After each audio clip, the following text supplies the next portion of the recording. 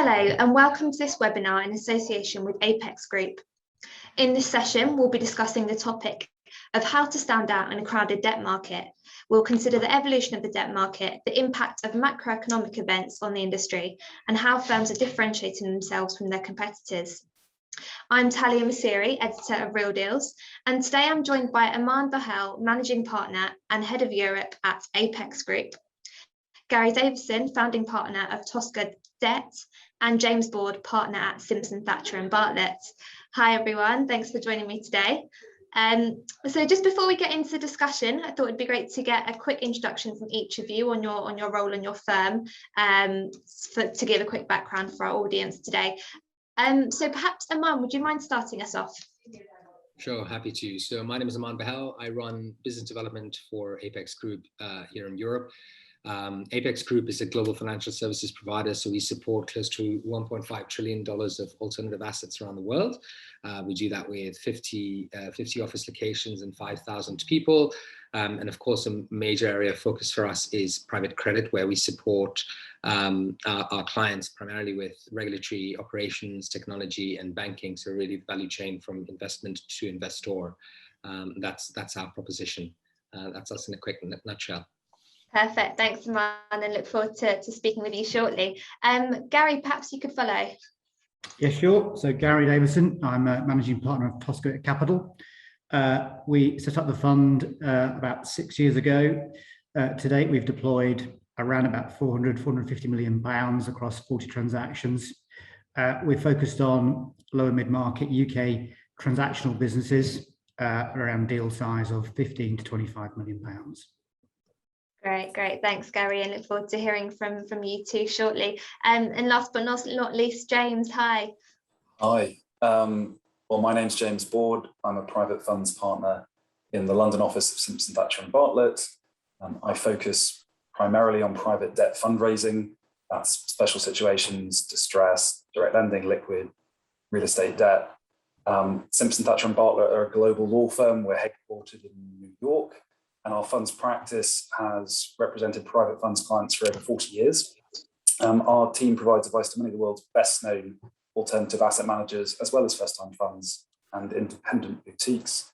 And we are very much focused on those managers in the private debt space. Great. Thanks so much. And thanks for joining us today as well, James. So just before we get into discussion, we do encourage questions from our audience. So please do send any you may have through, and we'll do our best to address those at the end. But so let's get started. So to begin, I'm keen to get your views from all of you speakers on kind of how the pandemic and macro events have impacted private debt in the last 18 months or so. So Gary, could you perhaps begin from your side of things? How has the market been impacted? How has your workflow been impacted? I think initially it was all hands on deck for managing portfolio. So back in February, March last year, no one was quite sure what would happen. So we sort of dedicated the team primarily to focus on the portfolio. And I would probably say for most of the clients, the end of June 2021 sort of COVID sort of wash out, and now we're kind of seeing sort of the follow through on the portfolio, where you get sort of almost impacted of over demand, lack of supply, and you've seen sort of working capital issues come out from that. I think the market overall though, once it got to grips with it late last summer, and sponsor backed transactions started to emerge back into the market, you saw a lot of players re-enter the market, albeit very focused on highly defensive sectors and very attractive assets with recurring revenue streams and pretty immune to economic downturns. So you could have saw a lot of those transactions late last year and certainly early this year. And then through the summer, you've seen a return to more normal conditions where a lot of sponsor and non-sponsor-backed businesses coming to market. I see easing of pricing pressure, more interesting assets, allowing a bit more pricing coming through, and certainly for the transactions that we write, a more normal view of covenant profile and a more normal view of conditionality that goes with those loans. So I think generally speaking, we're saying it's still a good market.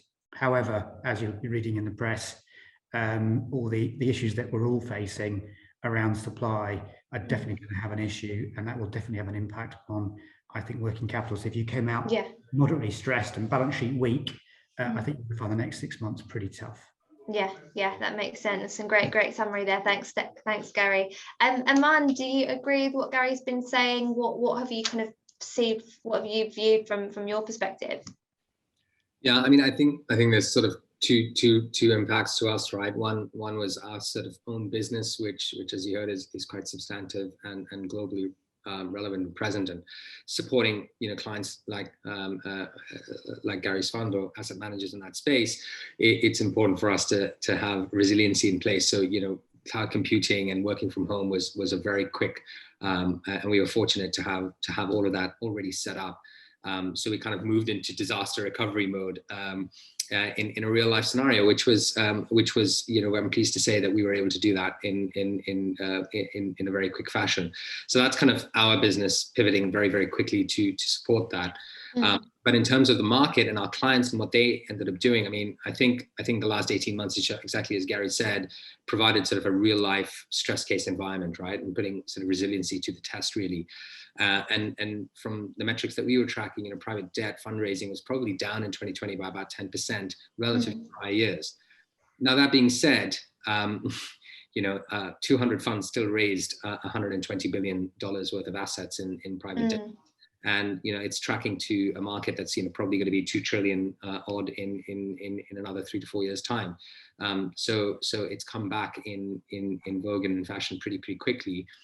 Specific sectors, and I suppose the credit market, infrastructure credit, for example, we saw longer duration on closes. So where infrastructure funds would traditionally close in X period of time, they were taking 20 to 25% time longer to close through 2020. I think investors wanted to really understand what they were getting into. But that being said, I think most of our clients were able to show resiliency through the period and being able to raise funds on the back of it because they had the right controls, the right frameworks, and the returns were relatively risk adjusted for that on that basis.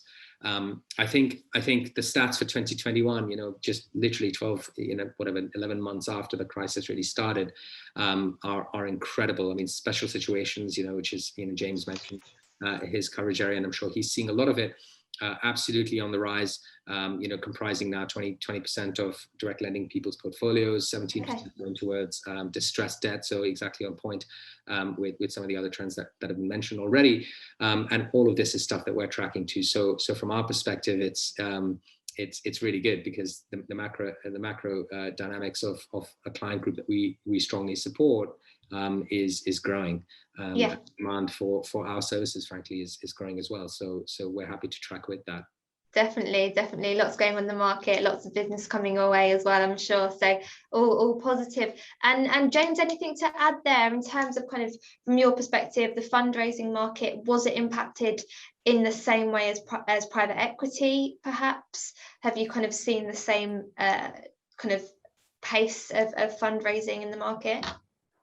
I mean, I think on fundraising, from a fundraising lawyer's perspective, I think the first thing to say is, but we've never been busier. This has definitely been the 18 months, the busiest 18 months of my career personally.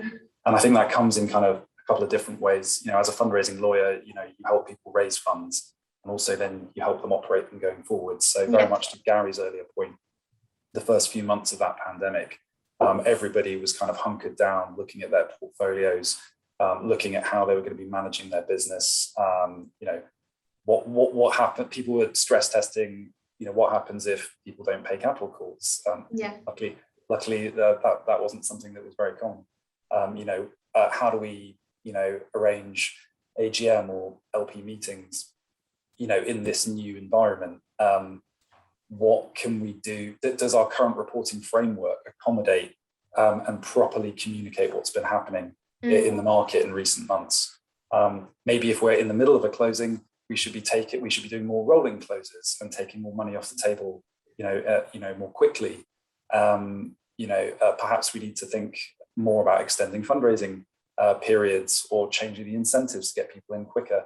So what are we doing with financing facilities? So there was all that element to the first few months. And then I think now where we've got to, for some sponsors, but what I would say, that the overarching point to echo Aman, I think the word resilience is really the big one that echoes through on fundraising, because for I think for many sponsors and LPs, the pandemic will prove to have been, that moment where private debt really, showed that it was here to stay, and really can, weather, these storms. And that, looking at the market now, I think you can argue that, for some established sponsors who've had these, established relationships with LPs, they were able to quite easily navigate the remote working environment. It didn't matter if you couldn't do on-site due diligence. And if anything, those relationships have potentially got a lot stronger. Yeah. Already. I mean, there are some sponsors who maybe had, some more questions to answer in terms of what their portfolios looked like.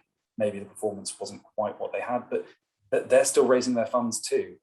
So I do think that the stats are a bit misleading, and I wouldn't be surprised if we do see a bit of a bounce back as the sort of delay of fundraising processes kind of catches up with us in the market. Sure. Would you say there was more re-ups though in terms of the balance in comparison to previous years, perhaps, when kind of during those fundraisers that took place? That was definitely the easier capital to raise in the remote environment. I think the people who struggled a touch were the people who were really looking to develop the new relationships with new categories of LPs. And that was obviously just a lot harder to do in a pandemic working environment. Yeah, definitely. I do think that we may see a kind of shift there, though. I think people are becoming a lot more comfortable with working remotely and digitally. So perhaps there may be more diligence taking place kind of for kind of new relationships. I could very much see that going forwards. And I think a lot of the managers, I mean, there are some very prominent examples of people who've really pivoted the way that they're doing their AGMs and other investor meetings. It's much more of a production now.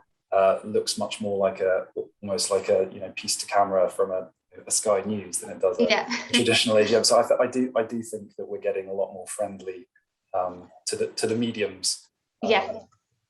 Yeah, definitely. Okay, and now I'm keen to kind of look at the differentiation angle of our discussion today. So looking at how firms can differentiate themselves. So Aman, if we could go to you first on this one. So as the market becomes increasingly populated, how are firms looking to differentiate themselves from their competitors? What are they doing to make themselves stand out? You're muted at the moment, Aman. No, great, thank you. I think that's the phrase of the decade, right? So, it is. so yeah, look, you're absolutely spot on. I mean, amidst all this fundraising activity and some ebbs and flows of it through 2020, but coming back kind of in a bang in 2021, and it's amazing. We're still talking about 2020, but we're actually in almost October of 2021, which is telling on the impact it's had on our daily lives. But nonetheless, I think in a word, it's diversification, right? So the piece that we're having this discussion, which is standing out in a crowd. There has been, and private credit is not the oldest strategy, as we all know. It's been in its growth phase for a significant period of time, but that's really only a decade if you think about it. And now it's been through this macroeconomic event and one that touches all kinds of businesses and has all kinds of drivers. So now you've got this kind of through the cycle analysis that investors can look at asset managers and say, how did you actually prevail through this incredible period, which still has some impact in the going years. And I come back to the point around diversification. So what we've seen is kind of a divergence where there are some asset managers who absolutely hunker down and very clear about their focus. And this is the niche, and this is what we focus on, and this is where we bring excellence, right? Yeah. Quality, and that's just what we're going to keep doing. And we like doing that, and we have no ambition to be 20 times in terms of asset size or whatever. And then you've got the other end of the spectrum where you've got asset managers saying, actually, I do have this ambition to be, quite substantive. And that's meant then diversification, right, for them, because they've got to offer then a portfolio mix effectively to their investors. Yeah. In the form of, for us, for what we're seeing, geographical expansions, so people going into new markets and being able to offer, I suppose, a plethora of risk return ratios, right? So maybe a little bit of extra geopolitical risk, but a little bit better return as a metric. Or if that's not for you, then let's turn to a more measured market with a proper legal framework and so on and so forth to give you a better risk-adjusted return. Structurally diversifying, so we're seeing a lot of managers looking at creating liquidity for investors so that they can participate at different parts of the life cycle of what their investment thesis is, and that's driving open-ended structures for direct lending and credit, evergreen structures as they're also called, but that comes with a host of different operational challenges that we're constantly advising clients on, and then there's an element of, I suppose, decorrelating, if that's a phrase that I can coin, correlating yourself to macroeconomic factors like GDP growth or inflation or interest rates, etc., which are natural drivers that people look at, which is kind of this multi-strat theme. So there's a distressed debt portfolio, special situations, credit opportunities, and then traditional direct lending, private credit.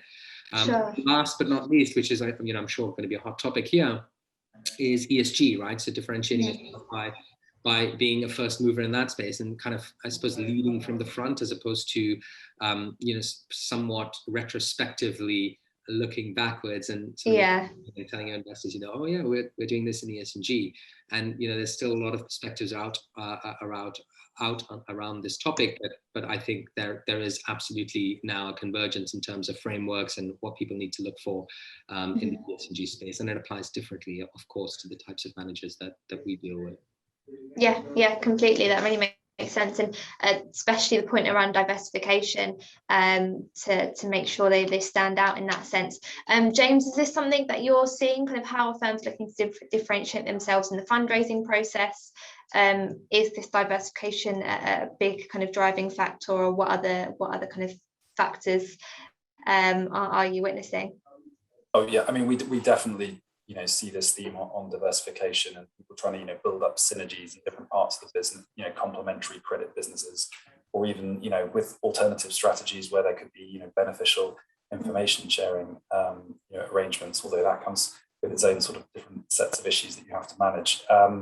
But I think when you're in a crowded space, when it's very competitive, you have to be looking at the fundamentals and getting your fundamental messages across. And this is to Aman's point about how do you articulate your sourcing advantage? I mean, you already have to have your story, you have to have your track record, you have to show that you've got experience over multiple cycles.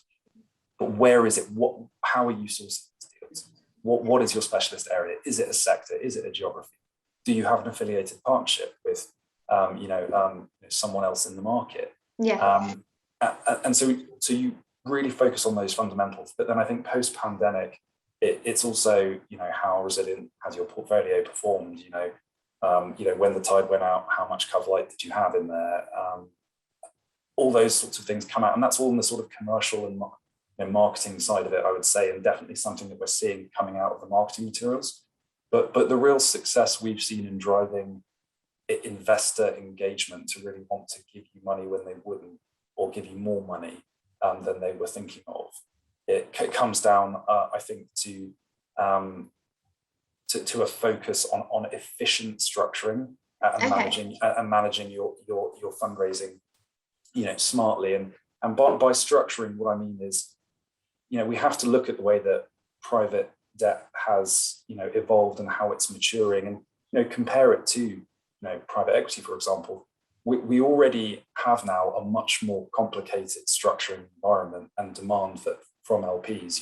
It's quite common to have multiple currency sleeves, multiple leverage sleeves, depending on the strategy you're investing into. But now we're seeing regulatory capital efficient structures for insurance companies.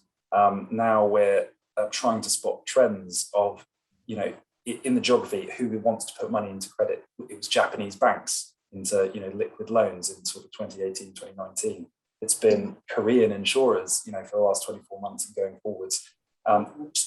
Exactly to what Aman was saying, it's trying to, be part of that market, talking with your advisors, talking to your peers, seeing what's around the corner, so that you're not being put in an awkward position where people are driving terms onto you and you haven't had a chance to think about it thoughtfully. And obviously, Aman said it first, but ESG is, something that has obviously been such a hot topic.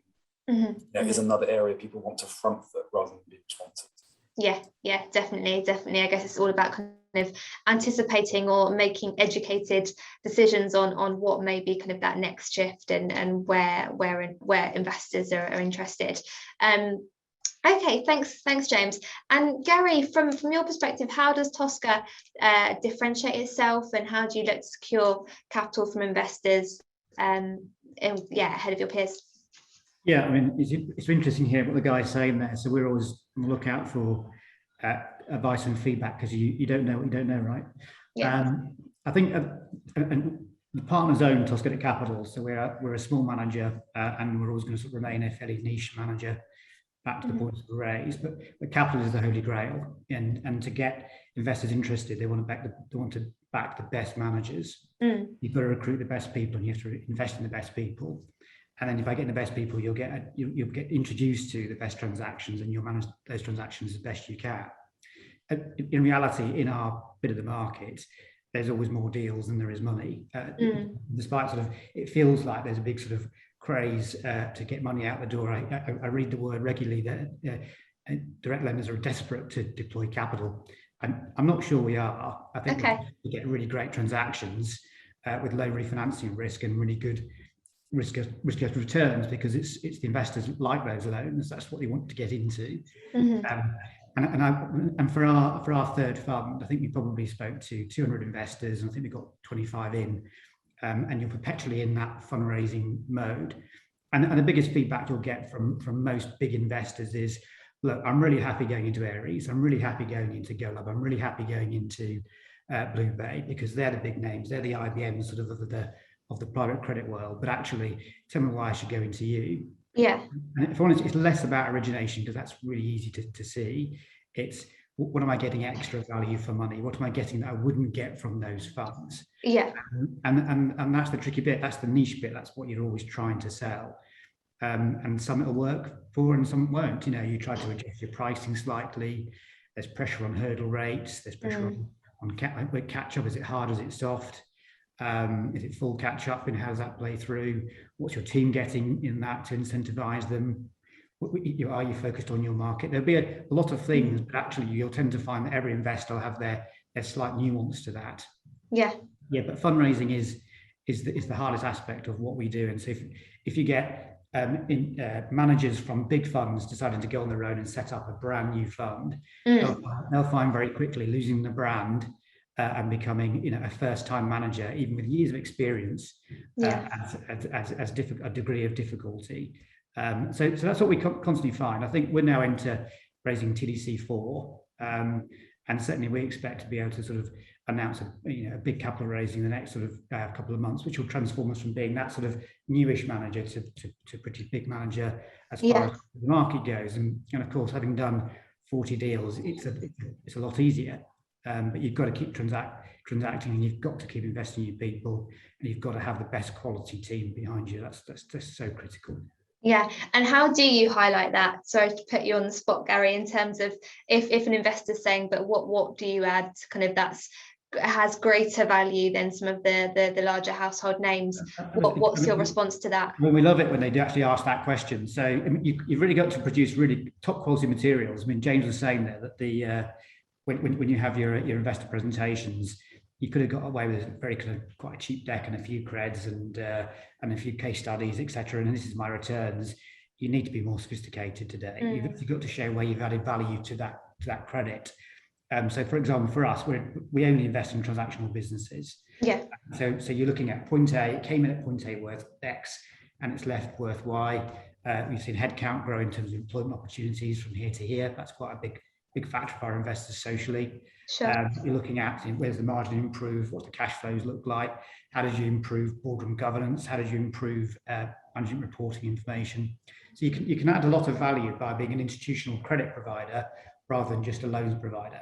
And I guess that's the difference. So we try to avoid being in the commodity market, which chases the loan. And we try to go for the loans which say, actually, I want Tosca Capital on my balance sheet because I think it'll add value to my overall business. Yeah. And that's the bit that you try and stick to. It's difficult, when you're competing at unitranche end, which pricing is quite fine today, all the way through to integrated finance end. You've got to add a degree of complexity along that that journey. But investors want to see how you've done it, and the data, quite frankly, doesn't lie. Provided you are a good reporter, as we'll come to in a second, you can demonstrate quite clearly the value you've added to the investments you've made. Sure. That makes sense. Great answer. Thanks, Gary. And as you said, kind of, I guess the reporting is next on our agenda. So looking at kind of how quality reporting can make firms stand out also. So Aman, so it appears that there has been some sort of flight to quality around regular reporting for debt funds. Is this the case? Is this what you're seeing? And kind of what areas of reporting would you say there needs to be an improvement in? Sure. I think it's alluding to some of the points that we've raised already. I mean, in light of what's happened in 2020, 2021, COVID, the crisis, when people are hunkering down, investors are raising queries. They want all kinds of detail around, what's my portfolio doing? What are you guys doing in terms of looking at this? So that has, I think, put a substantive enough push or momentum behind enhancing kind of the view that people have into their funds. On the traditional side of things, at a fund level, in the more traditional setup, you've got your quarterly reports and NAV accounting and investor reports and PCAP statements and distribution statements, and all that is almost a given at this point, right? It just has to be correct, and you've got to be able to see sort of graphs showing you, where the commitment is deployed and how it's being used. But what we've found over the last, I think, 12 months is a massive push towards portfolio level, asset level reporting, right? And here, we obviously have a dedicated sort of hybrid loan team that does this, but here we're showing geographical breakdown of the loans, we're showing concentration risk, we're showing sector breakdown, we're showing credit rating breakdown. So it's really slicing and dicing the portfolio, and now stressing that to a degree by in terms of valuation, in terms of now looking at default rates, looking at all this stuff, but readily available, right? It's one thing to put out that report once a quarter. We're moving to basically a daily view on this, and flash reporting, and people want it on hand. So what it means is, across the various stakeholders across our client groups, it's not just the CFO or the COO that wants this information. It's the compliance manager, the risk manager. It's actually the investment team that wants to know, where is this stuff going? Because it could be an investor they're dealing with, or it could just them be managing their portfolio a little bit more closely.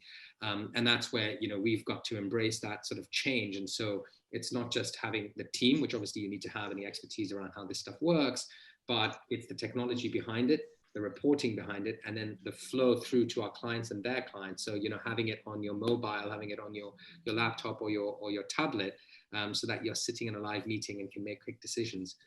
That's basically where we've gotten to with our product offering, and that's very much client demand led, right? Yeah, definitely. By the institutional asset managers we service, and then there's a natural pickup by the newcomers to the market, right? Because it's an obvious, like, yes, of course I'm going to need this. Sure. Then ESG reporting is obviously a separate topic, but that's critical as well now.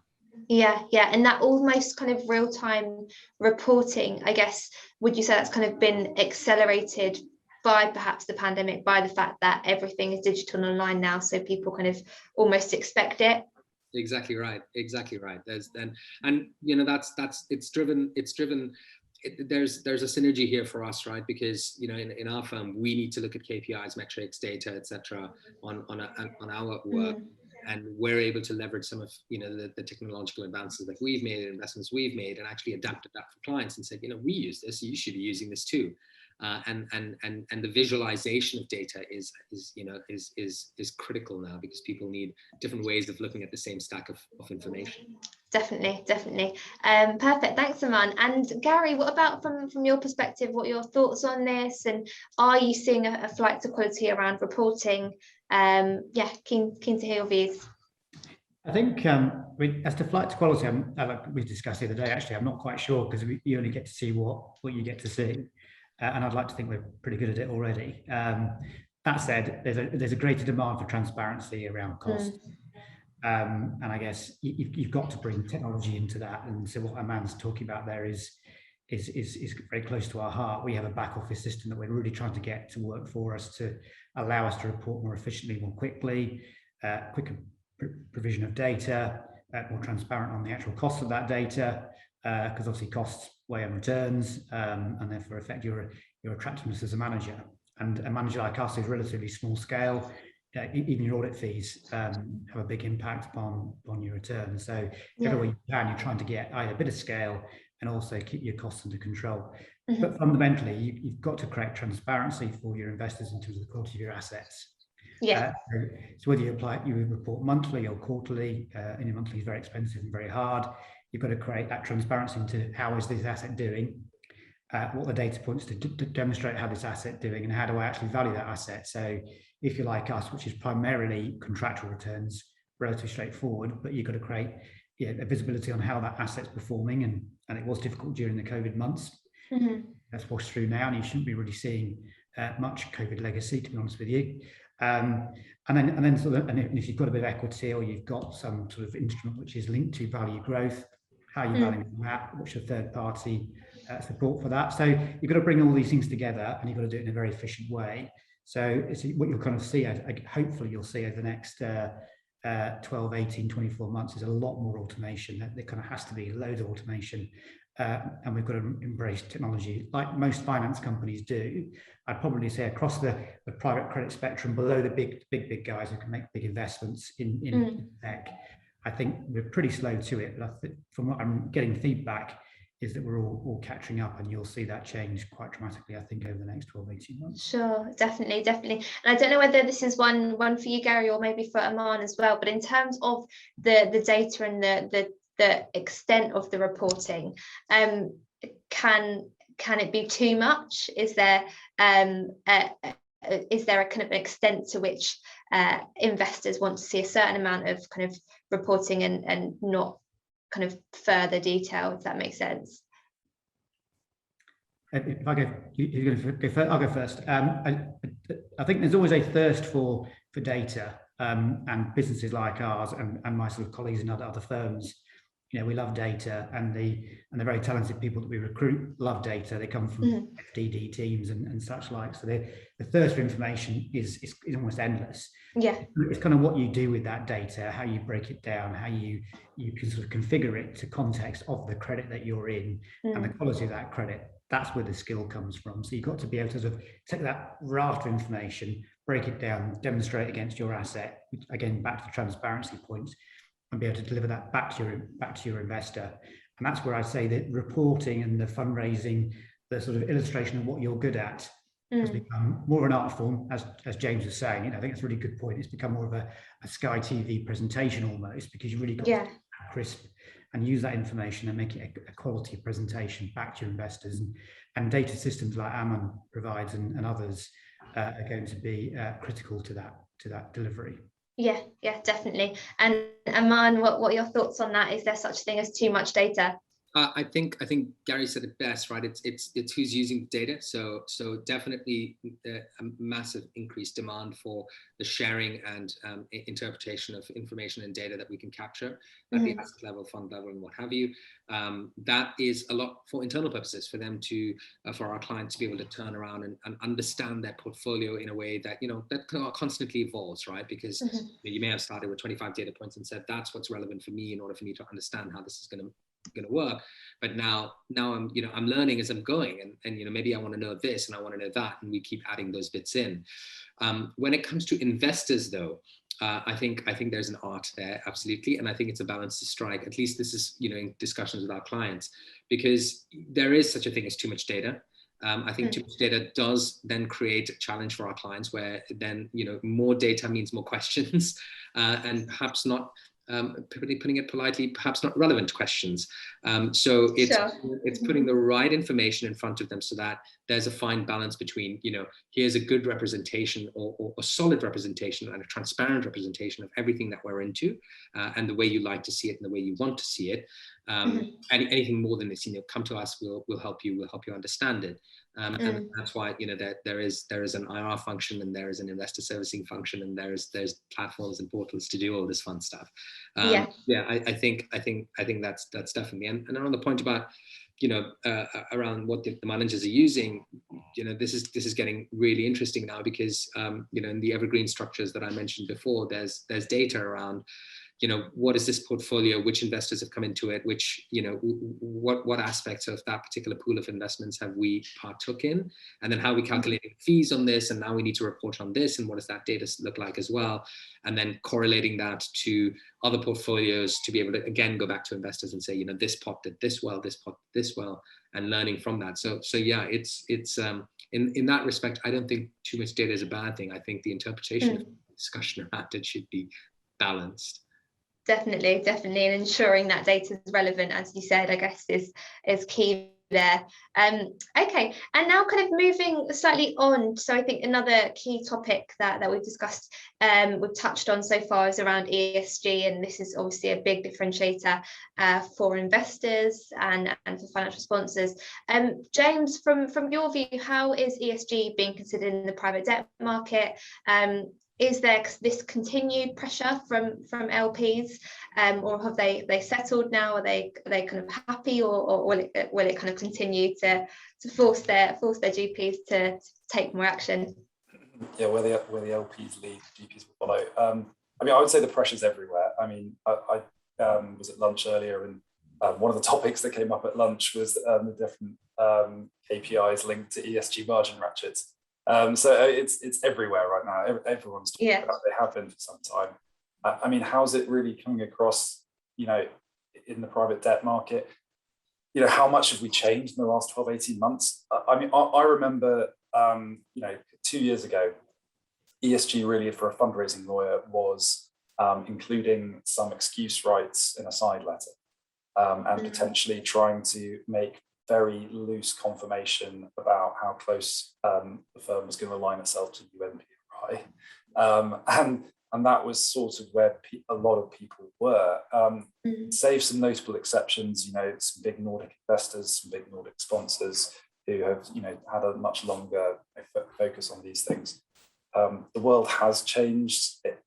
In my mind, as a European-based funds lawyer, you know, a lot of it really got triggered by the EU's sustainable finance disclosure regs when they came in, and suddenly the conversation became quite real for people who were talking about marketing and how they're going to categorize themselves, et cetera. But, you know, even on the other side of the pond, I mean, you know, from our colleagues in our New York office, we see that the SEC are already asking about ESG issues on SEC exams for investment advisors. I mean, this is a coordinated approach. It's right at the top of the, you know, the political to-do list as well. But I mean, the way that in my world it's really practically impacting is, you know, these discussions about the EU SFDR, and then looking into your marketing documents about how you are then articulating that the ESG issues are screened for, to the points that Gary and Aman were making earlier, how the ESG reporting is provided, and then, you know, what are the, you know, number three, like in terms of your discussions with your investors, how are you practically able to drive, you know, your objectives here? Is it margin ratchets? Is it something else? And yeah, I mean, there's so much heat and light that's been generated on this topic recently. I do think it is quite a difficult area to figure out where people are genuinely focused on it, or where people are sort of catching up. And there's this sort of phrase greenwashing that obviously using. So yeah, obviously a huge topic, but yeah, to your question, Talia, it's no longer something that LPs, I think, can so easily have lip service paid to. It's something that has to be engaged with much more substantive. Completely agree there. I guess it's more of, it's not so much are you considering ESG, it's how are you doing it, and kind of what action are you taking. Precisely. Yeah, to be able to prove that. Great. And then I guess, Gary, from your perspective, where is the pressure around ESG coming from? Is it regulatory requirements and industry bodies, or is it kind of from other debt funds, perhaps, and kind of who are introducing ESG ratchets? Where's the pressure, and what are you doing about it? ESG ratchets come from debt advisors rather than our competitors. Sure. I think, if I'm honest with you, that's a bit gimmicky, because the numerics are pretty small. So I'm not sure the margin's a massive factor. Your LPs want you to invest in businesses that are concerned with the environment. They want you to invest in businesses that are concerned with their people, and also their supply chain, where the supply chain comes from. So a lot more investigation into your client and their ESG credentials, and actually quite deep investigation. And then they're looking for you to document that in your credit papers, and then ongoing measurement and management of that. I'd say the ability to influence ongoing would depend on how deep you are in the credit. So if you're in a unitranche space, I'd say difficult. You're looking for your sponsor to do that for you, and then you're looking to have quite a good relationship with the sponsor to get that data. But you want to end up building a portfolio which actually has some really good ESG credentials. And back to differentiating yourself, you've got to be a manager who knows how to pick assets that are going to have those strong credentials. LPs are putting us under pressure because they want to see, what they want to be able to say that their portfolio is now more carbon neutral. They want to say that their portfolios are better on the environment. So it's their own pressure gradually cascades down to private debt. So you've got to be slightly more adaptable to recognizing that's what's going on. Yeah. I think at the smaller end, not to forget what we are and what we do. So for us, we'd say, yeah, I reckon we can have an impact by being disciplined around our clients. But actually, if you want to have a real impact, as in you want to do something which really makes change, it's more around social. I think so you can react to it and say, yeah, we're all good, we're doing the right things, which you absolutely should do. We should all be driving electric cars and all doing the right things in society. But if you want to be sort of front foot, it's really around social. And and we all know that asset management is pretty profitable. We all do quite well out of it. So what are you giving back to society yourself? Yeah. And how can you demonstrate that? And it's not just about charity sponsoring, or it's not just about going to the local centre and sort of adding a few hours. It's actually doing something really, really quite proactive. For us, it's about social impact, investing in our region, helping employment growth, employment protection. We've just launched our impact fund to support that. And that's not a plug, because we're fully fundraised and we're doing it. But actually, it doesn't generate a lot of yield for us. But actually, it's something that you should be doing. So I'd say, coming back to other funds, it's more like, what are you doing front foot as opposed to reactive? That's going to be quite important going forward. Definitely. And as you say, kind of that ongoing consideration rather than just a one-off charity donation or one charity day, for example. Definitely. And Aman, from your perspective, what would you say are kind of the challenges that persist around ESG for private debt funds? There are plenty, to be honest, and we saw. I'd like to think that we saw this coming a while ago, because we launched specifically in private markets. I mean, credit is obviously a big part of that, but in general, with private companies, just collecting information and being able to report that in something that's harmonious and aligned to a consolidated thinking is a challenge to begin with, right? Because everyone has a different perspective on ESG. Gary's fund and has a certain philosophy, and that works very well for them and their investors. And the more you speak to different managers, they all have a different philosophy, and many of which will actually say that come a decade ago, we had ESG principles already in place. We didn't know what to call them. And we didn't have, cool terms for them and frameworks to fit them into and points to score against, etc. But, we turned away business that we thought was not a good fit for us philosophically, or we thought wasn't particularly fit for, even though, you could eke out a good return on it. And that's a really interesting dialogue to have, right? There's a kind of the philosophical part of it. And then, but as we're talking about it, we're moving from, I think, a nice to have, need to have, to a required to have sort of scenario. And as we transition through these phases, that's why we rolled out an ESG, ratings and advisory business on private markets last year. And take-up's been fantastic. But there's an advisory component to this, quite frankly, because it isn't an off-the-shelf product, right? It has to fit the philosophical code that each asset manager is allocating to themselves. If you take, and we look at credit in three themes, right? There's infrastructure, real estate, and then direct lending or private credit. And infrastructure as a sector probably has a huge footprint, if you think about it from an ESG perspective, and a negative connotation with that in terms of emissions and in terms of the space and in terms of resource utilization. That being said, it's also a very resilient return, a form of returns that can be delivered to a very, very large and established institutional investor base. So now you're in the space of, okay, should we just be investing in renewables because it has this label of green on it? But does it actually make sense, right? What is its genuine carbon footprint? Is it driving some social change? And can we track that? Going back, I think Gary made this point, earlier on in our webinar, actually tracking and saying, because we added or we lent money to this particular project or this particular investment, they have been able to expand here, and that's been able to, and all of that has happened digitally. And I don't know, I'm making stuff up, but basically you've been able to eke out some real social impact or real governance impact or real environmental impact because of the money that was given in the form of lending. And it's the same for real estate, right? If you're, just because you're lending to, I don't know, social housing sector, does that make you suddenly a green or impact oriented fund? So these are some of a lot of the challenges. What we're solving for specifically, because of the space we operate in, is in that sort of pre-investment stage. We can come in and we can sort of help clients detect across at least a UNPRI framework, which a lot of countries have signed up for, a lot of asset managers have signed up for, and it's at least a first step in the right direction in terms of consolidating a framework and aligning a thought process around this. And that's where we've got to start, but you've got to stay on top of that as well.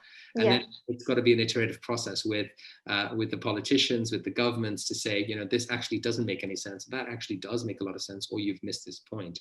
Until then, the onus is a little bit on this asset management community, which I have to be a little bit, speaking personally, I'm quite proud that, we as an industry in general are tracking to this, even if it's a little bit pushed, and even if there is an element of, greenwashing, and if there is an element of all of this stuff, it's nice to be part of an industry that is tracking to some form of positive impact that goes beyond just financial returns. Definitely. I think that is the key differentiator, and hopefully the discussion around ESG and action will continue, as opposed to being kind of a one-off. Okay, and then moving on to one of our penultimate points around consolidation. So kind of from my perspective, it appears that the market is becoming increasingly populated. There are multiple debt funds with multiple offerings in the market at present. So Gary, perhaps is there potential for consolidation? Is it becoming more likely, especially kind of in the mid-market debt landscape? I mean, it's chatted about all the time, and investors would refer to it all the time in conversations, and some of the biggest providers of capital would refer to it. So you assume that there must be conversations ongoing with regard to portfolio acquisition, team acquisition. I'd imagine that's quite likely. I think sort of partnership acquisition and merger is difficult because taxation-wise, it's very expensive to do. So I don't see much going on in the lower mid-market. And certainly from sort of the more private managers like ourselves, I think it's going to be tricky. But certainly team acquisition and portfolio acquisition, I think, will become quite a big feature. And it will depend on how managers have performed, is whether they get to retain their right to be the manager of that portfolio, because of course the way that documentation is structured, you could easily lose that right. So I think there'll be sort of a lot of activity to report on amongst managers and behaviours and portfolios over the next sort of 24 months, 36 months. But what happens is when you get bigger and bigger asset managers, the really talented people inside that don't want to work for an organisation. They sort of spin off and so they start again, and so the flow comes through of new managers keep appearing. You see that vicious cycle. And so I think that's what will happen over the coming period. So a bit of consolidation. Nothing else. Sure. No, it'll be interesting to see. And then James, from your perspective, perhaps on the fundraising side, could difficulties to fundraise at the moment lead to smaller houses looking to perhaps consolidate or perhaps move their teams over to a larger fund, as Gary mentioned, and kind of is more capital that's going into larger names? With that, could that lead to further consolidation as well? Could it be a factor? Yeah, I mean, I think those are both two very good questions, and I very much agree with what Gary just said. I mean, difficulties in fundraising could lead to, consolidation or a move. But I guess some of it will probably depend on what the difficulties for the fundraising were, and you sort of have to kind of dig into it on that level. But yeah, look, I think as this, asset class that we're also involved in, continues to mature, a lot of people are, taking stock at different points and saying, has this credit business, is it working in its current form? How am I making money? Do I need to be growing my AUM more? What are the different ways of growing my AUM more? Is it organically by larger and larger fundraisings? Is that how I get AUM? Is it going into a strategy? Is it perhaps lifting out a team? Is it buying into a business? And we do see a lot of people considering these transactions. It is one of the options that people have to drive more AUM growth in their chosen strategies. And I to Gary's point, I think we will see some of that going forwards. But equally, there are going to be some folks also who want to strike out on their own as well. And I guess the trick is with these structures that we're all building, and this this industry we've been building, is it is quite expensive to do this properly, and to have the necessary expertise and plumbing behind the scenes to actually make it work sustainably. And so I think that is one of the main things that is driving a bit of pressure in this area, so that people can kind of get to that profit point quicker. Yeah, completely makes sense. Great, thanks, James. I don't see any questions from our audience, but I think that's because we've all done a fantastic job. Clearly, all you speakers done a fantastic job answering all the questions today. So we'll just go on to our final point, in which it will be great to get all of your views on. So perhaps a quick fire round from each of you in terms of what is one way that firms can ensure that they remain relevant to their investors and or their financial sponsors, and how can private debt funds really stand out from the crowd.